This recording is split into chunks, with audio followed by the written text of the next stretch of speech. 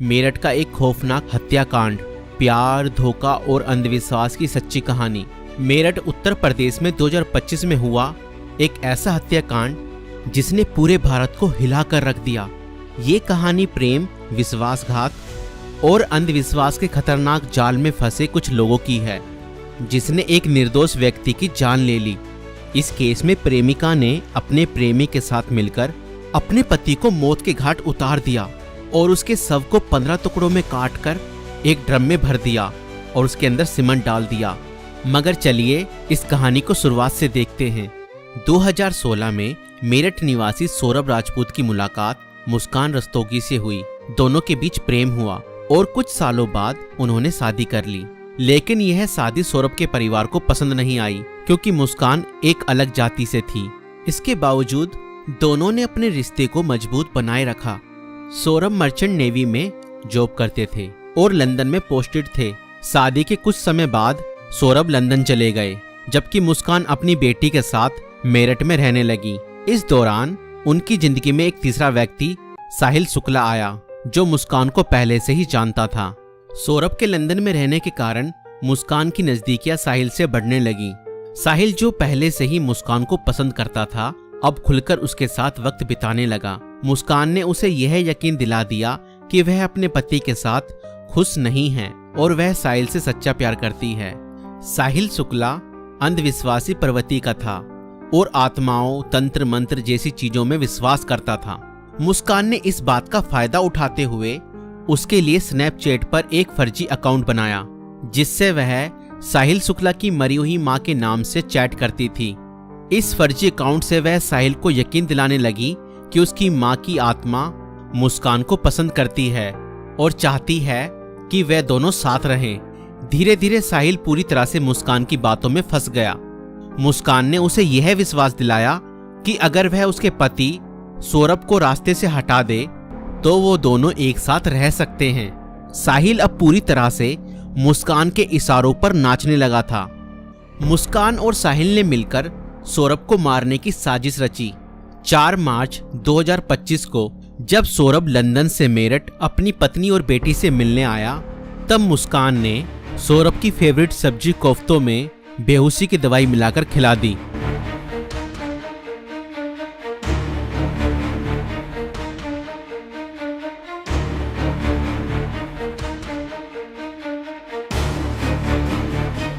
और जब सौरभ बेहोशी की हालत में बिस्तर पर पड़ा था, तब मुस्कान ने अपने दोस्त साहिल को बुला लिया और रसोई में जाकर वो बड़ा और धारदार चाकू ले आई, जो मुस्कान और साहिल ने पहले से ही प्लानिंग करके खरीदे हुए थे। और करीब 20 मिनट तक साहिल ने मुस्कान को बताया कि कैसे उसे अपने पति का वध करना है।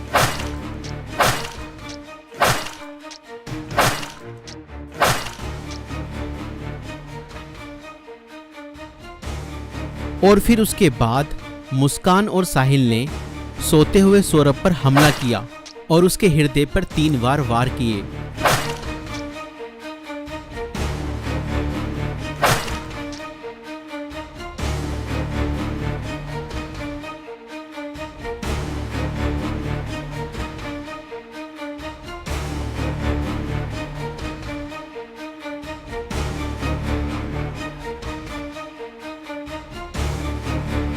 और घर में पड़े कूलर को भी ऑन कर दिया ताकि उसकी आवाज किसी को भी ना सुनाई दे।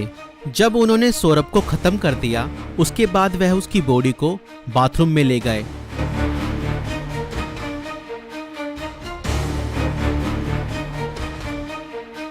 और उसके शरीर को 15 टुकड़ों में बांट दिया। सौरभ को खत्म करने के बाद उन्हें इस बात की चिंता हुई कि अगर सब बरामद हो गया तो पुलिस उन तक जरूर पहुंच जाएगी। इसलिए उन्होंने सबको ठिकाने लगाने की योजना बनाई और मुस्कान बाजार जाकर एक प्लास्टिक का ड्रम खरीद लाई।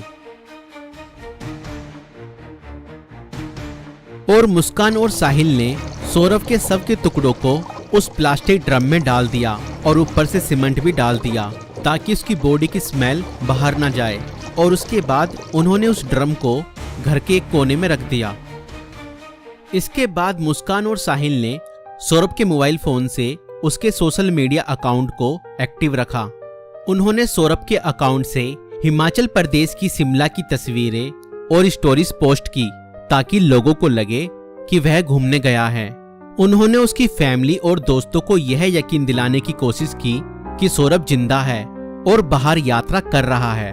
इस दौरान मुस्कान और साहिल खुद भी शिमला घूमने चले गए ताकि अगर कोई लोकेशन ट्रैक करे तो किसी को शक ना हो, लेकिन किसी भी अपराधी की तरह वह भी ज्यादा समय तक बच नहीं पाए।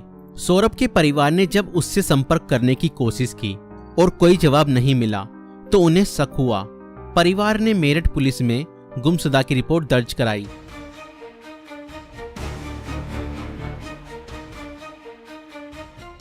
और इसी बीच मुस्कान ने अपने माता पिता को बताया कि शायद सौरभ का मर्डर हुआ है और उसके घर वालों ने ही उसका मर्डर किया है। मगर मुस्कान के पिता ने कहा, नहीं बेटा, किसी के भी घर वाले कितना ही नाराज हो जाएं तो भी ऐसा कदम अपने बेटे के लिए नहीं उठा सकते। बेटा, मुझे सच सच बताओ, सौरभ कहाँ है? मुझे सच्चाई बताओ, मैं किसी से कुछ नहीं कहूँगा। और तब मुस्कान ने अपने पिता को बताया कि उसने और साहिल ने मिलकर सौरभ को खत्म कर दिया है। और इतना सुनते ही मुस्कान के पिता ने पुलिस को सारी खबर बता दी।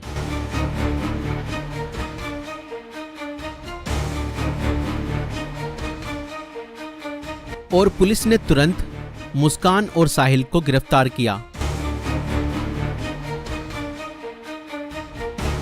और उस प्लास्टिक ड्रम को भी बरामद किया जिसमें सौरभ के शव के टुकड़े थे।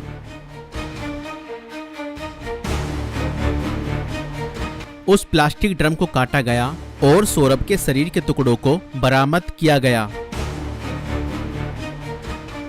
इस खौफनाक हत्या मिस्ट्री का अंत पुलिस द्वारा हत्यारों की गिरफ्तारी के साथ हुआ। पुलिस ने मुस्कान और साहिल को गिरफ्तार कर लिया।